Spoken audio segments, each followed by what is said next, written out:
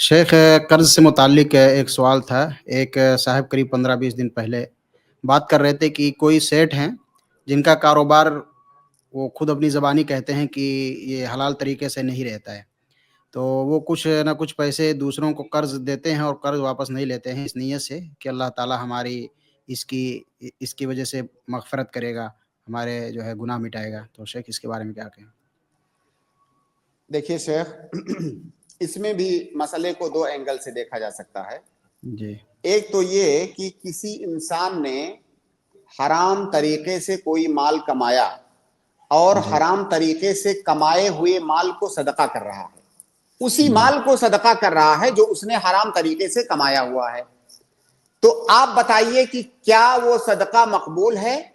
अल्लाह जी, ताला तो खबीस माल को कबूल नहीं करता है। जी, जी, इन्नल्लाह तय्यबुन ला यक़बलु इल्ला तय्यबा। सदका की कबूलियत के लिए जरूरी है कि आपका वो माल हलाल होना चाहिए। तो अगर हराम माल को कोई सदका कर रहा है तो उसे कुछ नहीं मिलेगा। जी, दूसरा मसला इसमें यह है कि एक आदमी है जो हराम तरीकों से माल कमा रहा है, कुछ माल हलाल तरीकों से भी कमा रहा है। अब वो जो माल हलाल तरीके से कमाया है उस माल को सदका कर रहा है, तो इंशाअल्लाह उसका सदका कबूल होगा।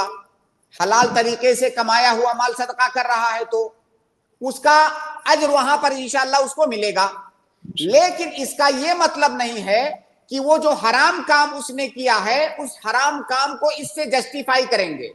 उस हराम काम पर उसे गुनाह मिलेगा, इस जो है नेक काम पर उसको सवाब मिलेगा। तो दोनों अलग अलग चीजें हैं।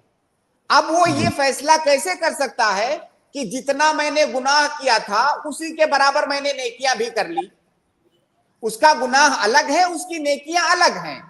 अब वो जो गुनाह आदमी कर रहा है उसको नहीं मालूम कि क्या नेकियां भी उसी के बकद्र हैं। तो बहरहाल दोनों अलग अलग मसला है। जो गुनाह का काम वो कर रहा है उसका गुनाह उसे मिलेगा, और जो नेकियां अलग से कर रहा है हलाल माल को सदका करके उसका अज्र भी इंशाअल्लाह उसे मिलेगा। लेकिन अगर उसी हराम माल से सदका कर रहा है तो उसका वो सदका भी काबिल कबूल नहीं है।